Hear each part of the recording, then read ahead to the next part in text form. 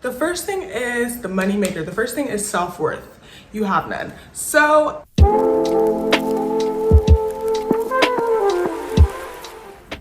hi, welcome back to my channel. It's currently storming outside, so if you guys hear like lightning and thunder yet again, that's that. Yeah, I'm doing like a sit down, like chit chat video, like kind of advice, kind of, I don't even know, think piece, whatever. But basically I'm talking about why you are at fault for no, like the topic and the storm, I'm scared. But anyways, I'm talking about why you are at fault for your unhealthy relationships. Yeah. I've narrowed it down to 7 reasons. And honestly, like with this video, when people treat you bad, Jesus Christ.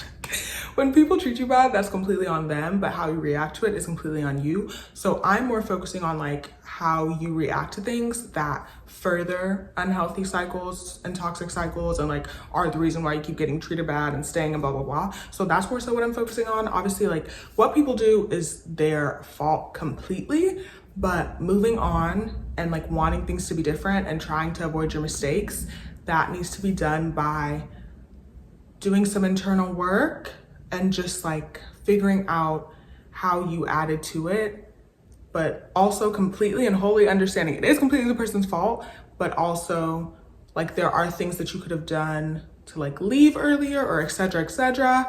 And this is a case by case scenario, so do not go in the comments being like I'm locked in a cage and it's my fault. I didn't say that, okay? This is case by case.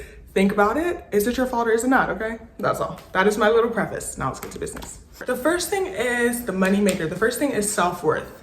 You have none. So and also another preface is, as I'm talking to you, I promise you I'm talking to me. We're all trying to learn and elevate and be better, right? So let's be better.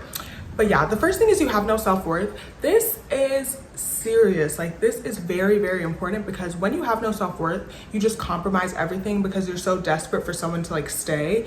And not only do you not believe you deserve better, you're like, you for sure know that you can't get it. And also apart from all of that, like when you don't have self-worth, it's very easy to tell. So people who want to like treat you bad and manipulate you and cheat on you and use you, like they see that and they're like, oh, like she thinks she's unlovable, so let me zone in on that, let me maximize that, and then let me play her. So the first thing you need to do if you want healthy relationships, you want to change moving forward, is take a deep look inside at your self-worth, what you think about yourself internally, why you think those things, and yeah, process all that, try to heal from that. So that's step 1.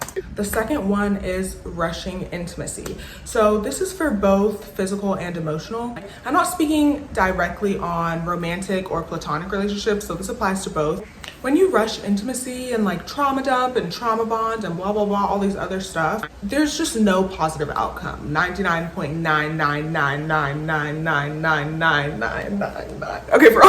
99.9% of the time, like there is just absolutely no positive outcome because like I'm about to segue. But anyways, it's a new trend in the media to like be mad at representatives or like, oh, like don't BS in the beginning, like tell me the truth. No, you're supposed to BS in the beginning because we're supposed to have manners and we're supposed to not give everything away and we're supposed to like get to know each other slow.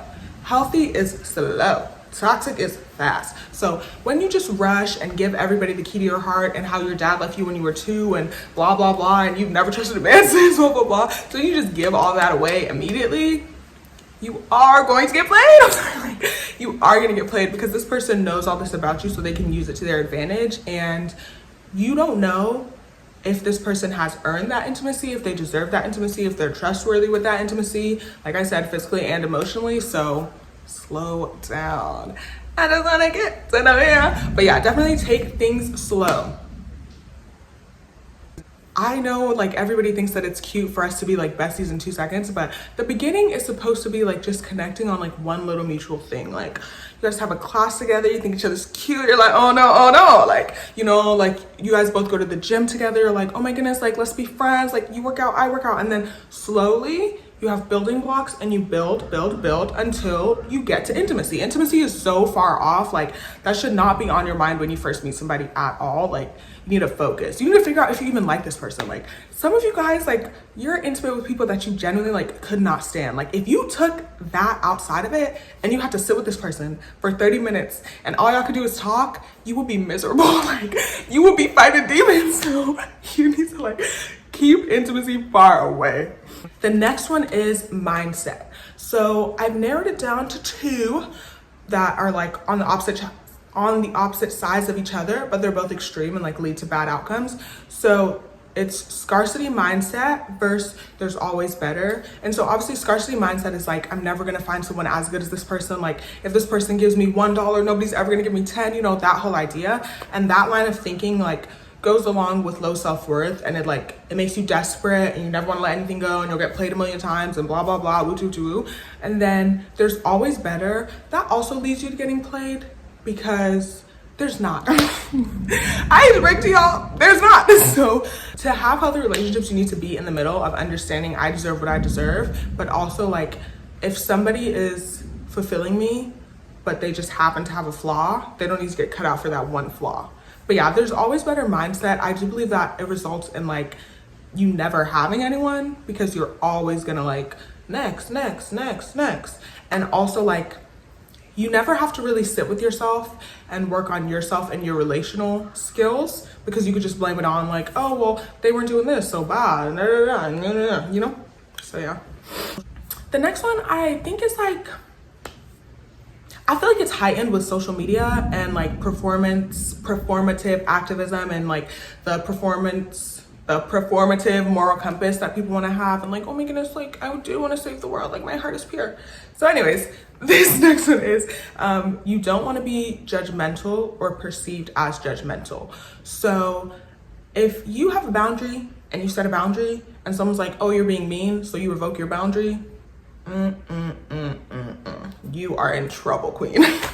There are healthy mediums in a lot of things. Obviously, like if somebody's just existing and you're like, oh my goodness, like I can't believe she looks that way, you are too judgmental and you need to work on that. But when you're allowing somebody into your life on any level, they need to be judged to a certain degree. They need to be judged whether they're compatible, whether they're respectful, whether they're lasting, whether they're trustworthy. So yes, you need to be judgmental about who's in your life. Like you can't just keep dismissing the red flags of like, oh, like I don't want to be mean, girl, then they gonna be mean to you.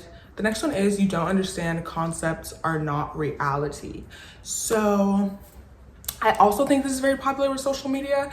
People kind of want one thing and one vision and one like model or make or model of whatever. Like they want like the baddie friendship crew and blah, blah, blah. So you're friends with a pretty girl, but then pretty girl's rude to you and then you stay and you look stupid, or like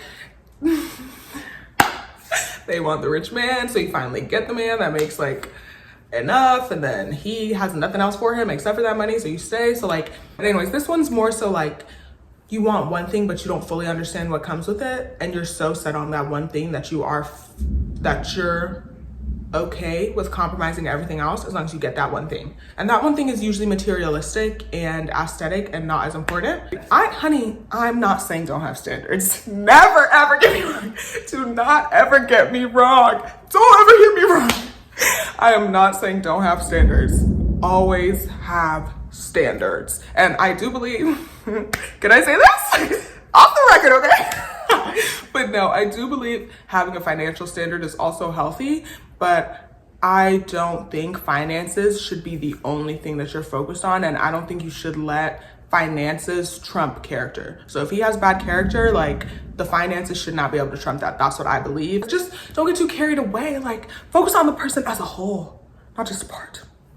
The next one, your delusions are louder than reality. And like I said, as I'm talking to y'all, I promise you'll talk to me. But yeah, so this one, I think a lot of people are in denial, maybe because they're comfortable or they don't want to leave or they just don't want to deal with reality. But it's like, I don't know, like he dogged you out, he cheated on you with every single member of your family, he ran over you, you're in the hospital, but you're holding his hand.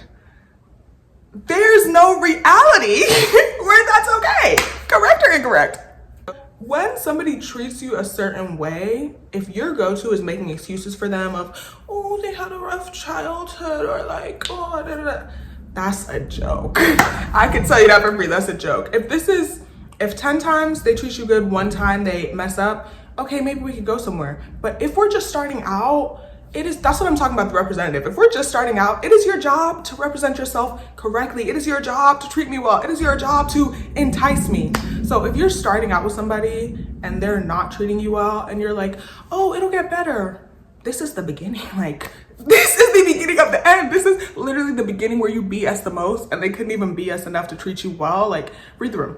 And then the last one, there's no downtime. So basically, in between all relationships, platonic or romantic, especially if it was like a big one or a traumatic one, or even if it just didn't go well, you need to take some time to sit with yourself and reflect and really think it over and be like, what happened? And sit with yourself and nobody else.